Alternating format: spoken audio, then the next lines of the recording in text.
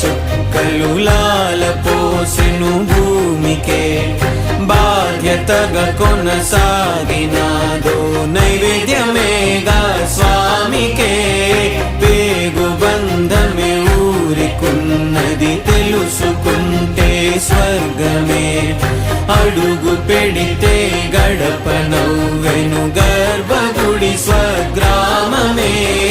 ఎందరో చెప్పిన మాటే కదా కళ్ళ ముందరే ఉన్న దారే కదా